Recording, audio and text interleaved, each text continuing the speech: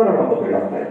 Lower the switching cost, there is a frequent jumping of customers from our organization to another organization. And in the marketing classical say, it costs 10 times more for us to gain new customer than serving an existing one. That was my intention. Yeah, thank How to retain that. Thank you very much. Sir, please go ahead. Please go ahead. Is the element relative or consistent with the industry? It is very much industry-oriented approach only. 100%. You might see, Which particular industry was taken in your study? I have considered cement industries, apparel industries, and then mining industries who are operating in the vicinity of Patara district. I visited the dealers, cement dealers. From them, I got the managers' numbers. Through them, I got the Google Forms circulated and got the invoice. Thank you very much. Thank you very much. The next speaker. Just audience as well as presenter. Thank you very much. 4 minutes with your presentation. 6 you are to the objectives, methodology, and your conclusions, and 1 minute for your Q&A. Because we have 4 o'clock there is a valedictory and there are so many papers as well. Yeah, please, the next presenter. Thank you. Ms. Pallavi, please come on there to present your paper.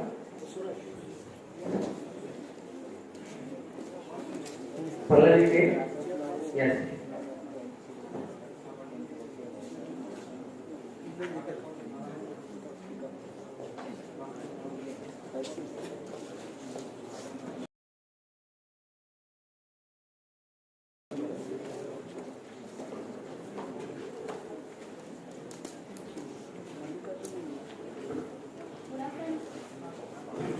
Good afternoon, everyone. I am Pallavi, MCOM first year from Vijayanagara Sri Krishna Devaraya University.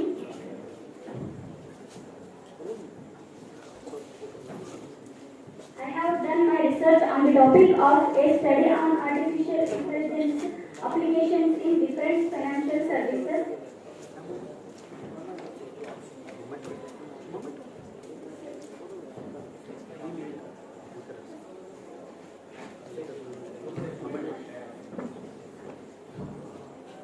The main objective of this paper to know the various applications of AI in the financial industry, to analyze the benefits of AI in enhancing financial services operations. Here are the some AI applications in financial services. Firstly, banking and customer services, fraud detection and risk management, and credit scoring and loan underwriting. Move to the next slide. Insurance, investment management, regulatory compliance. Here are benefits of the artificial intelligence in financial services. First one, operational efficiency, cost reduction, enhanced customer experience, improved risk management, real-time decision making, financial inclusion. Challenges of artificial intelligence in financial services: data privacy and security, algorithmic bias, regulatory and legal uncertainty, ethical concerns, technological and infrastructure barriers, job displacement.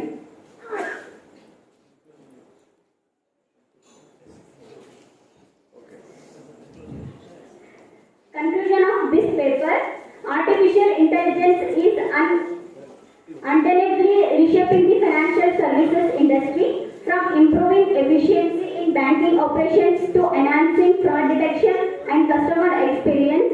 AI presents transformative potential. However, the road to fully leveraging AI is fraught with challenges such as ethical concerns, regulatory ambiguities, and technological limitations. Yeah, good presentation. We have mentioned some of the technical terms like algorithmic biases. Yeah, biases plays a good role. Means you need to understand the biases. If you write a right algorithm, it will act properly. If you write a wrong algorithm, and it will go in a wrong manner. And there are so many other biases which also transferability, acceptability, security. There also there are there. So just I think you just started your study. Yeah, you keep your studies going. Thanks for your presentation. Thank you so much, sir. Thank you very much, sir. Is Sudha present? Next, Ashraf Ali. Yes. Please come on the dais to present your paper. Is Mallikarjun Pulekar is in the present? Mallikarjun. Pooja Alure.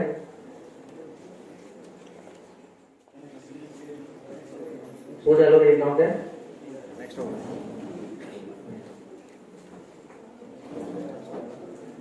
Roshni है चिन्ना and Dr. Shivkumar Dine.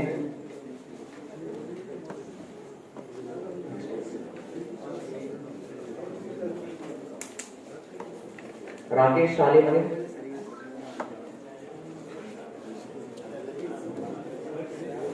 Next over Vijay Shekhar.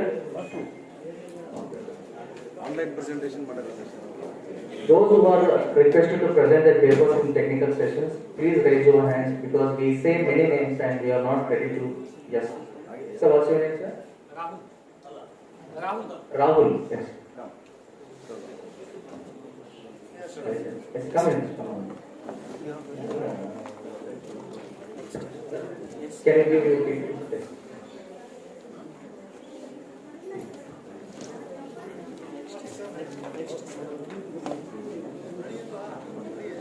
Yes, paper they have submitted. Name, sir.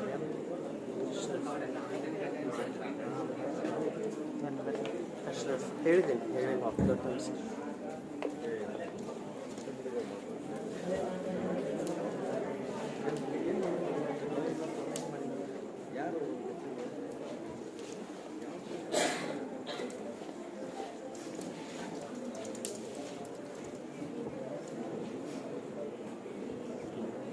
Okay, good afternoon everyone. My name is Rahul and today my topic is Internet and Social Networking Website. Internet and Social Networking Website. I selected this topic because nowadays for sharing information and other information. When we talk about today's conference topics like AI-powered applications and strategies for business excellence, excellence for any business excellence, information is very important. Therefore, and this is my topic. Please, sir, next slide.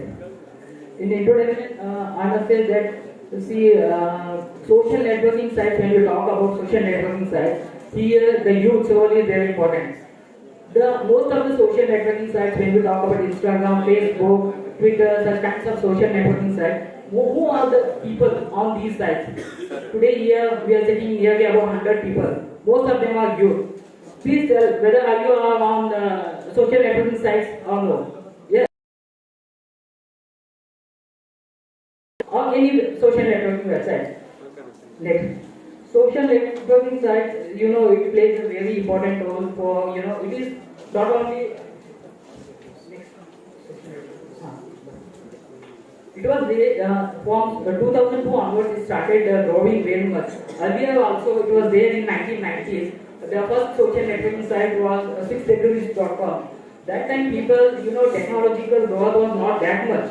Because earlier, when we talk about 20 years back, there was a radio replaced by television, then later what comes? A computer, then these social networking sites come. So in social networking site you will find n number of features. This is the one site. Here you can find any information.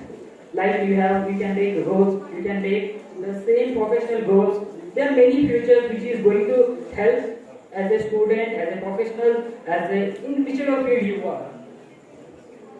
Next.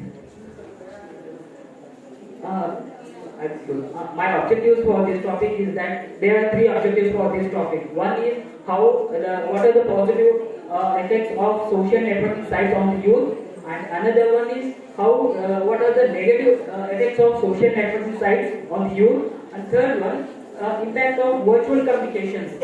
Because in social networking sites we all usually communicate virtually. WhatsApp, hi, hello, we are day-to-day life things to our friends or our groups. So how these virtual communication is impacting in our day-to-day life? Conclusion. in conclusion, I would like to say that everyone can make the best use of social networking site, but be careful. Be careful what you are using, how you are using. Be careful for the grand laws. There are cyber crime laws. You can see every month there are cyber crimes in social networking sites also. So when you are using social networking site, make the best use of it. Be careful to understand what are the limitations and make the best use for your field. Thank you very much.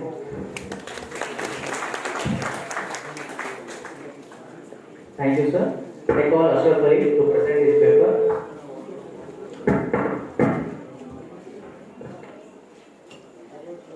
Next year, Gautam next.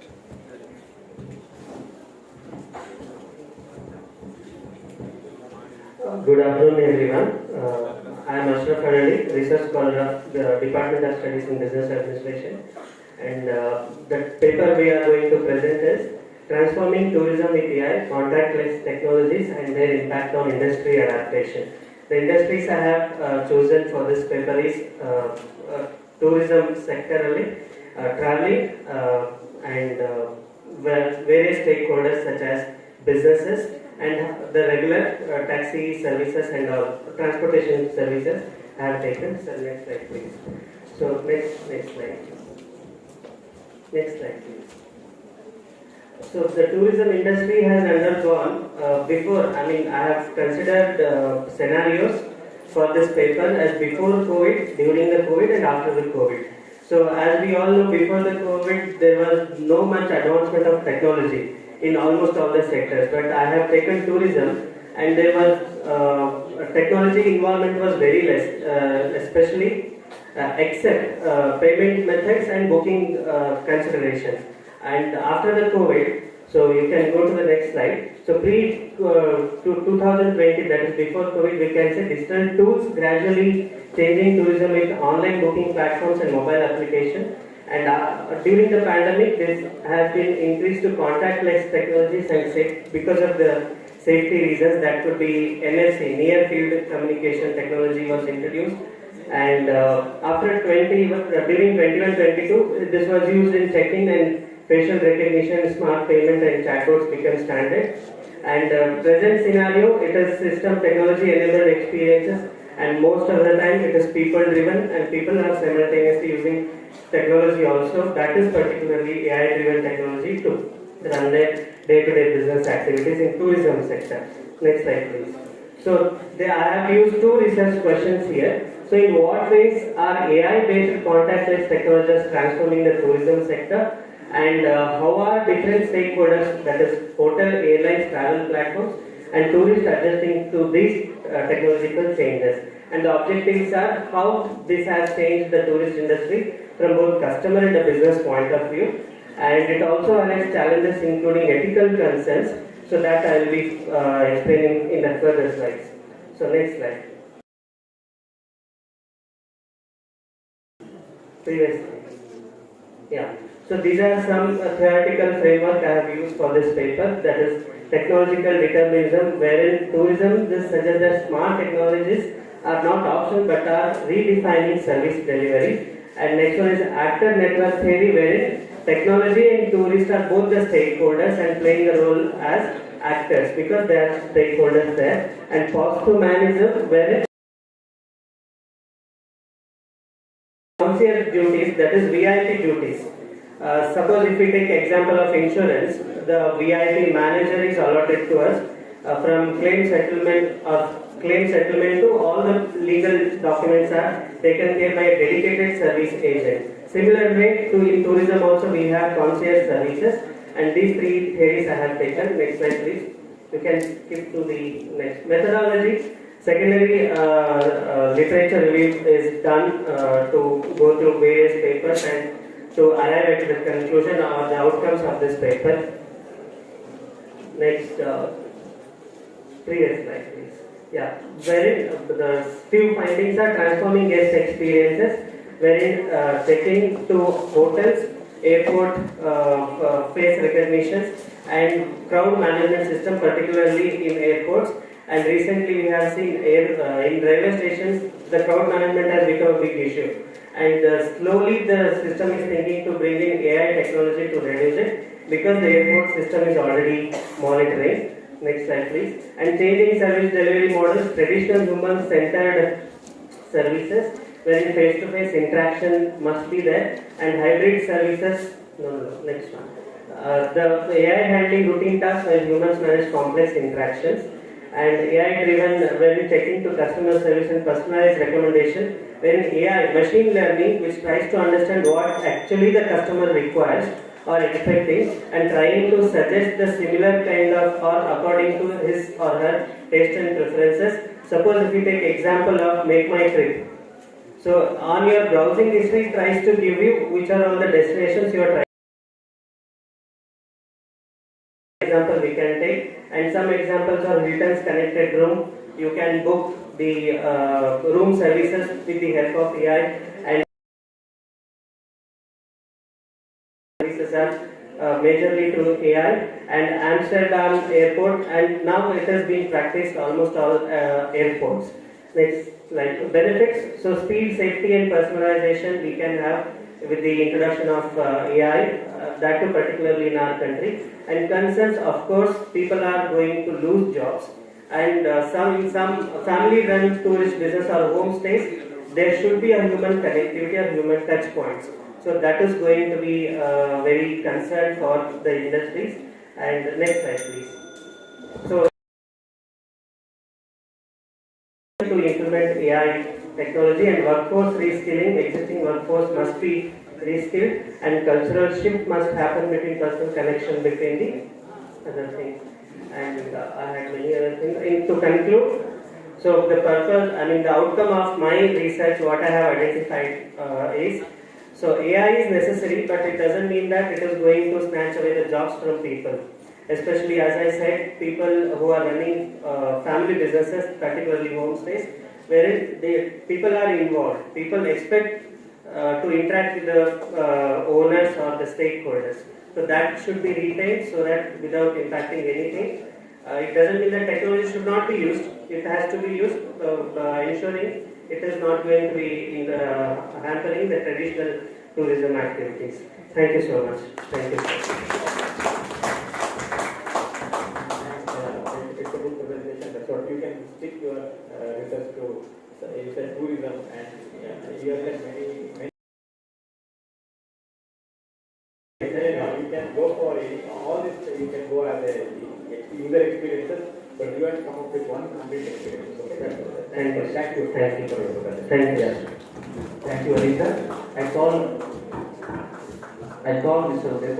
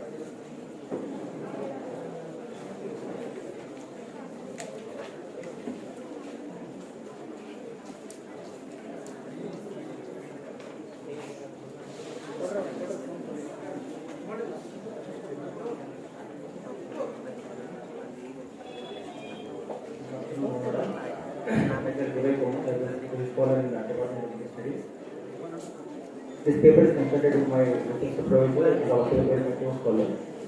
Basically, the title of the paper is Artificial Intelligence-Driven Cost Practices in Steel Industry, a review on current practices and future direction. So here, see, I just start with my presentation of one particular code. Conquer the cost before this paper is constructed, especially with the steel industry. See, basically, I just taken the objective to highlight the couple of general cost practices, challenges to implement the AI in the cost practices. With a good reviews, I just come to know there is a good number of practices are there.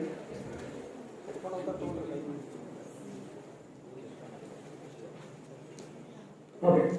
So directly I'll just go with what are the different casting practices we can see with the help of AI. You can see the data driven predictive modeling, process optimization, predictive maintenance, automations.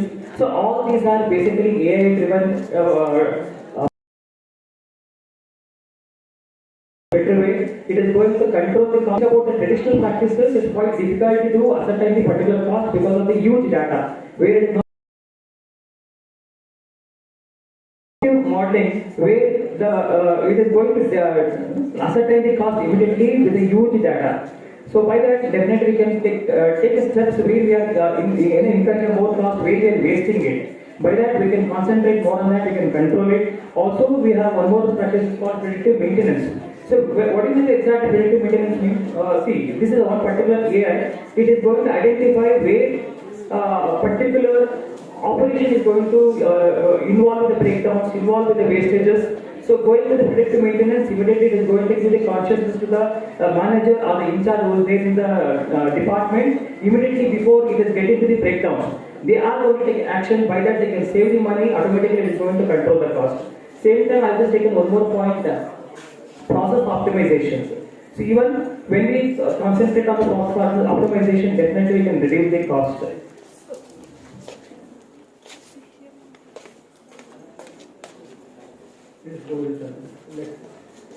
See, as I already mentioned, there is one more objective where I can see the challenges for the implementation and also offer opportunities.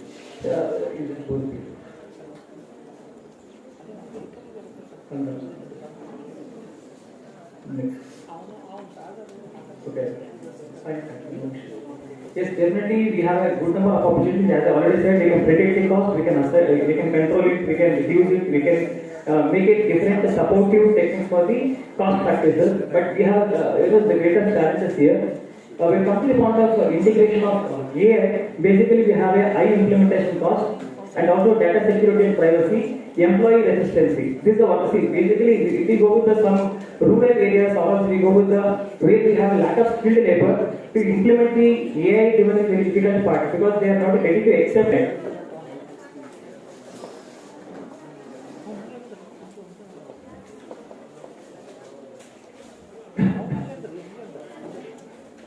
So I just conclude this presentation. AI is essential nowadays, but we should not consider it as an alternative, which should be taken as a supportive tool for our optimization of resource utilizations. With this, I thank you all. Thank you, sir, for your presentation. Next, I call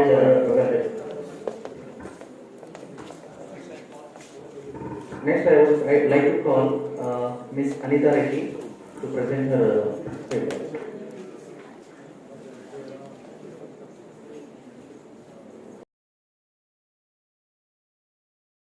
Good afternoon to one and all present here. I am Sri Sai Anjita Reddy from the Department of Political Science, Vijayanagar Sri Vishnudevara University of the globe, and India is no exception to it.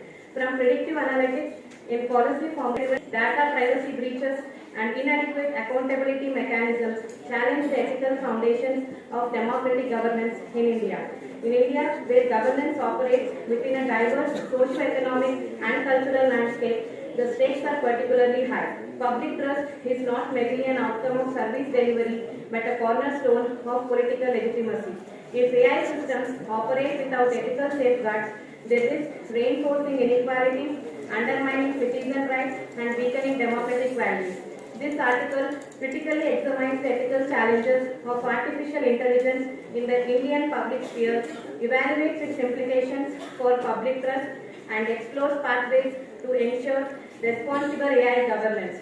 The objectives of the studies are to examine the ethical challenges arising from the adoption of artificial intelligence in governance and public administration in India, to analyze and impact of the AI-related ethical concerns such as bias, transparency, accountability, privacy on public trust in Indian government institutions, to evaluate existing policy frameworks, legal provisions, and institutional mechanisms governing artificial intelligence use in the Indian public sector, to propose actionable recommendations for integrating public ethics into AI governance to strengthen transparency, accountability, and citizen confidence. Methodology of the study: The study adopts a qualitative, descriptive and analytical research to design to explore the ethical implications of AI in Indian governance and its impact on public trust. The research relies primarily on secondary data sources including academic journals, policy documents, government reports, legal frameworks, think tank publications and credible news articles.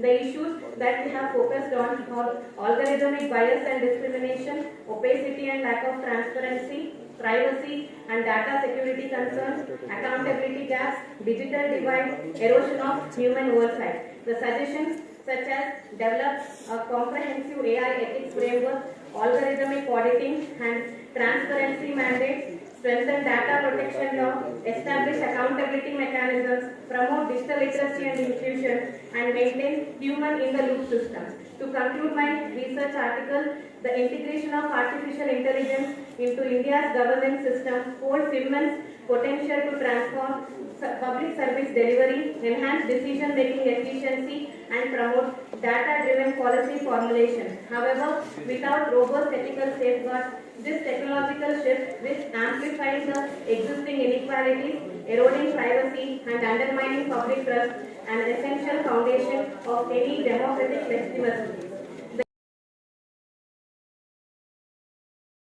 Accountability and the widening digital divide highlight the urgent need for responsible AI governance in India. Addressing these challenges requires a multi-pronged approach, including the development of comprehensive ethical frameworks, transparent auditing mechanisms, strengthening data protection laws, and inclusive digital literacy initiatives. Moreover, retaining human oversight in critical decision making ensures that technology remains a tool for empowerment rather than control. By aligning AI adoption with principles of fairness, accountability, and inclusivity, India can not only harness the benefits of AI but also reinforce citizen trust, thereby strengthening the integrity and resilience of its democratic governance. Thank you very much. Thank you, madam. Now I request Dr. Rakesh sir to give insights about the discussion.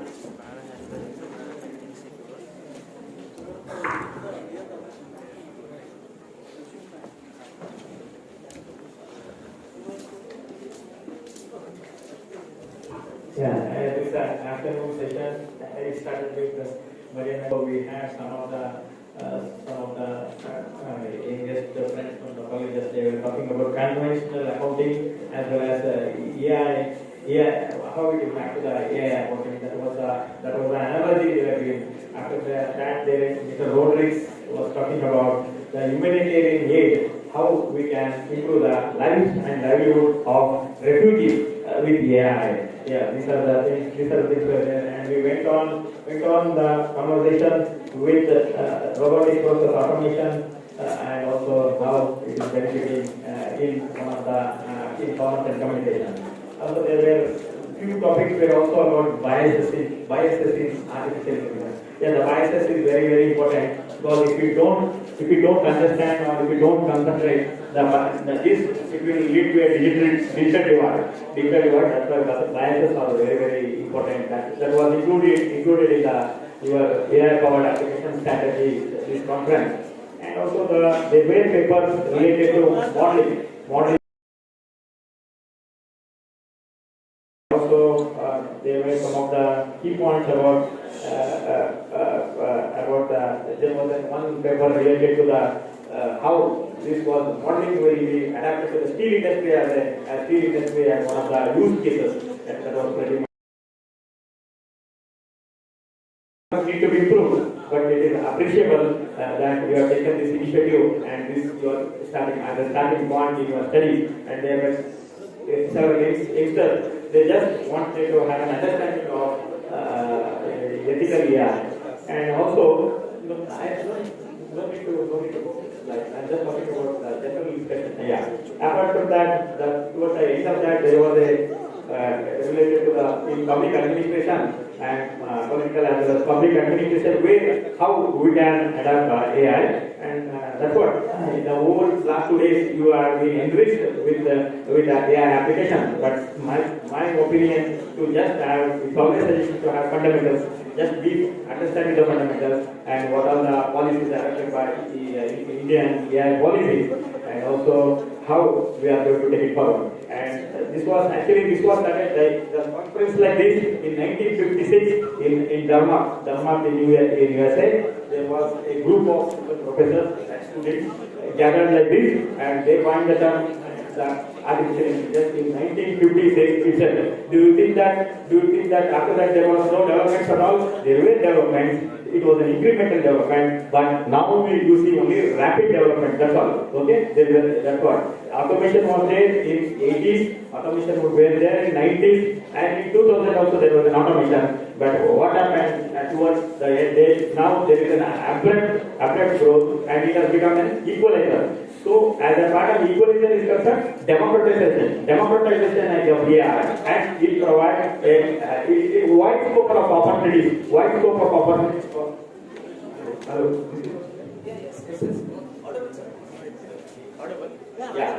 Yeah, that's what. When it is an equalizer, you have a lot of scope of opportunity, and that's what. In 1956, we started with a small group of people, like professors and students, where they are able to coin the term artificial intelligence. At that time, it was adapted to a machine, and it helps us to solve problems, and also it helps us to make decisions.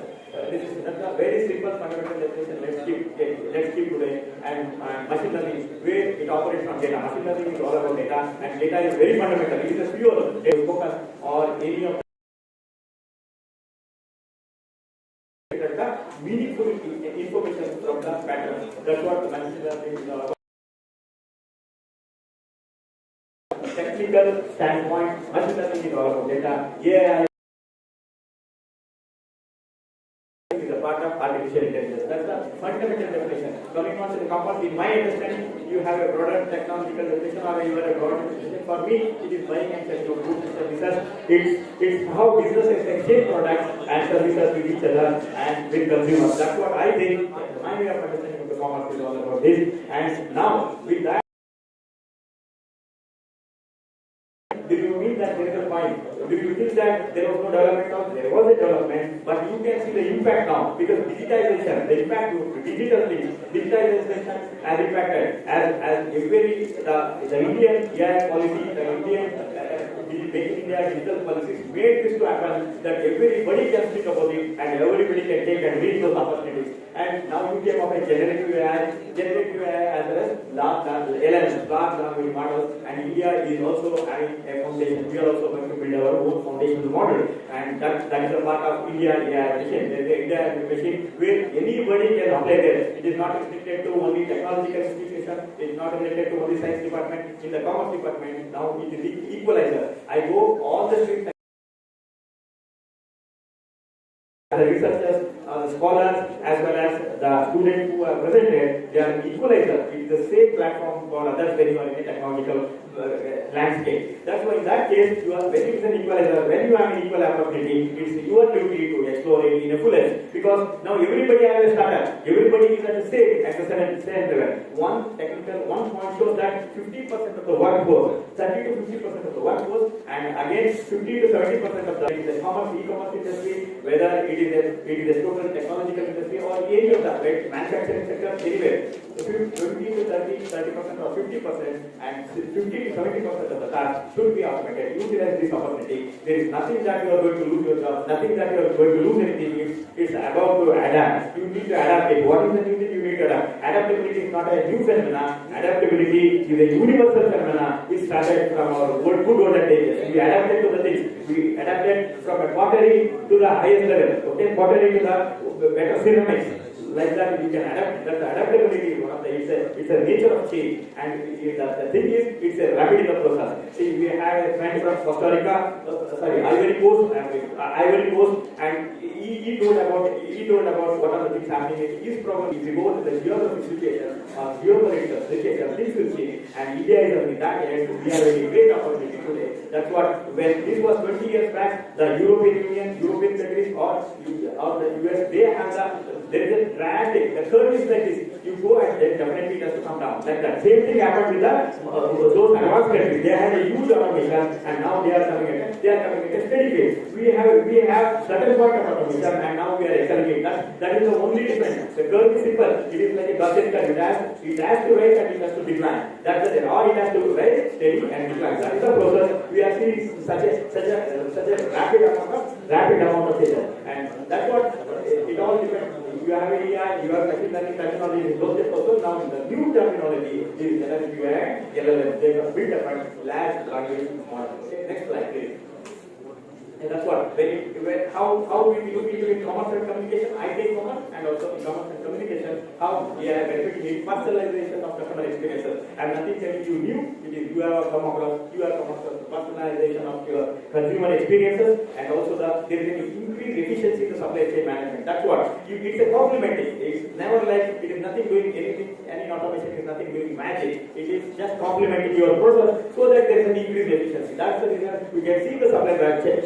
Here also we have a supply chain management. If you go to the regulated market, there is a supply chain management. Farmer, there is a grower. Then after that, there is a market, there is a buyer. All these are conventional methods. Today also conventional methods old, but they are at a faster pace. They are adapting the technology. That's why when every individual of the country is able to adapt into the digital transformation, then definitely we can say that we see that everybody can talk about AI is the industrial buzzword, and it was there in 1956, it was there in 1980, it was there in 2000 also. There is a today I met a professor who was teaching the AI in 2000 when I was studying in 2000. There is a genetic algorithm and cognitive. I told you in the beginning speech, cognition and recognition. The professor of the whom he was teaching, Professor K. Nakushan. That time also it was there. It is nothing new. It is nothing new. Next, yes, we can go forward. Next slide. Yes. In the end, commerce is revolutionized the commerce industry, and when you are global, when you are into the internet, we call it e-commerce. And all AI use the computer ability think more precisely, and businesses can improve the processes and processes, and it increase the productivity of the productivity. Yes, please go to the next slide. Yes, in commerce and communication, these are some of the AI tools, very popular tools. But see, chatbots, you have 27 bar inquiries or communication is possible, and we are very popular. How can be my use case? That's why you should think when you are a startup or a researcher like that. The image recognition technology, which is again in the retailer use the product in order to sort the product, in order to create an image, then you are now an automatic image recognition technologies are there, which is already in practice, and you can make it precise. That's all. And virtual assistant you are very familiar with, which provides you recommendations. Voice assistant plays a greater role, and voice is always an edge, particularly with those who are in accessibility solutions. That's all. Okay, next. AI tools. This is AI tools. You are very familiar. The one popular tool, as a commerce, you will be knowing that now it has become very much improved. The Tally has improved to Tally Plus, and there are so many advantages, new features are there in the Tally. That's all. Tally was there. Earlier days also it was there. Now also it is there. Now it is adapting to that. It can generate some of the queries. That's all. That's the reason. It can generate some of the analytics which were not there earlier because of availability of the AI model. That's why it is becoming interesting. There are so many bookkeeping. That's for beginners. Those who are beginners, there is a Zoho books which is cloud-based, and also there is a profit book which is a cloud-based again, and they are able to file your GST, they are able to make your things easier, life and life easier. Similarly, there is a refinance, busy accounting software are there, all this Mark, ERP, they are not new, they are adapted to the human needs, that's all. That help in your automated accounting, and it is helping in your commercial banking, and also in many of the compliance. Yes, next slide, please. Yes, and responsible and ethical AI. Yeah, yes, there are so many instances where so many instances we used to see that there is ethical aspects of AI. There is a list of ethical. When AI become a part and parcel of our system, we need to think that which is important to us, which is least to us, and which is needed for us. So responsible and ethical. Fair use of AI. Fair use of AI is the ethical AI, and you have transparency and accountability, explainability, and you need data privacy and security. Robust cybersecurity measures are needed because you are talking about the data which is available. It might be available to malicious or contenders. So you need to be very careful. Accountability and responsibility is another feature of your ethical AI, and also inclusiveness and digital divide. As I said that we talked about technology, it should be for anyone, all sections of the society. Otherwise, there will be the question of biases exist in the future. The next one. There are some of the case studies which I want to, as you sir said that we want to conduct. There are so many Amazon has so many cases, so many practices, like say personalized product recommendations, predict demand and optimize pricing, which you have already shown your understanding of those. Predictive analytics, recommendations are possible, and also in the case of Alibaba, there now as I spoke to you, event recognition system and image in product recommendation, product upgradation, those are available. Also AI powered virtual search technologies, and there is a lot of improvements are there, and that has made the things very easier. The next page. The future in commerce is not limited to this. Predictive analytics will play a key role. That means data analytics plays a critical role, whether it is a product recommendation, whether it is an optimized pricing, whether it is an inventory management, or whether in order to improve the operational efficiency of the thing. This is how it is there. It is not limited to any of AI. Is not limited to any of the streams. It is for everybody, ubiquitous, and it is an equalizer for us. With these words, I need to conclude, and you are open for any questions in board or also on board. And thank you.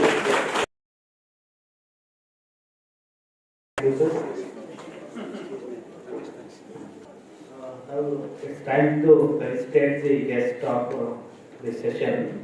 I would like to request all the faculties of our department to facilitate the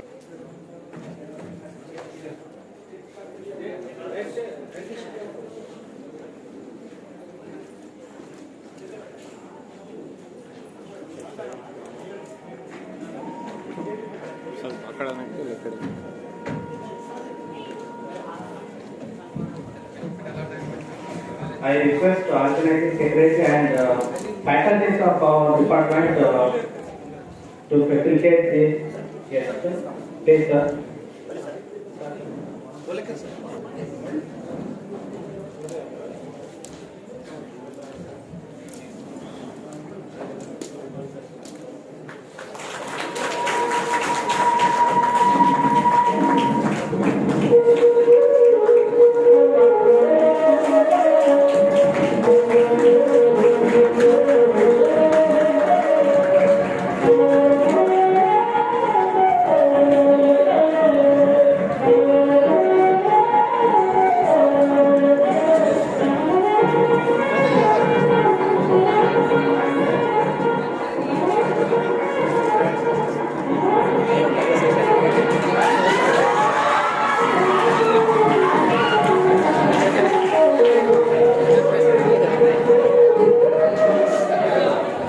Thank you for all the dignitaries who honored their participation.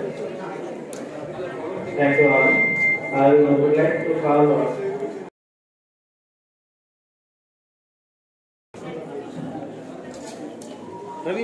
Good evening, everyone. It's my privilege to deliver the vote of thanks to today's session, General Business Management. On behalf of Vijayanagar Sri Krishna Devaraya University, I extend my heartfelt gratitude to our and sharing valuable insights that enrich our understanding of the subject. My sincere thanks to our keynote speaker, Professor Maria Maura Katrina, for her thought-provoking address, which offers global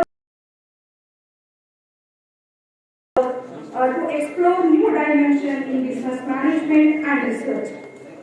I also wish to thank Dr. Jyotirlingam sir for graciously welcoming our guests, introducing the speakers and contributing as record here.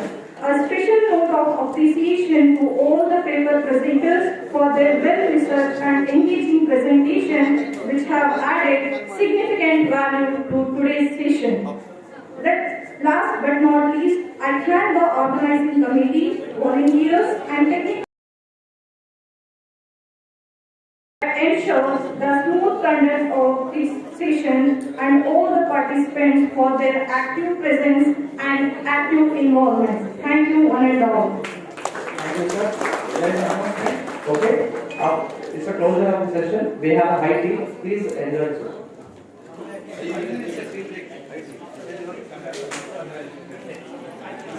Again, it's a 5 minutes break. Immediately after the tea break, we have a gratitude function and everyone should present here. All the participants follow.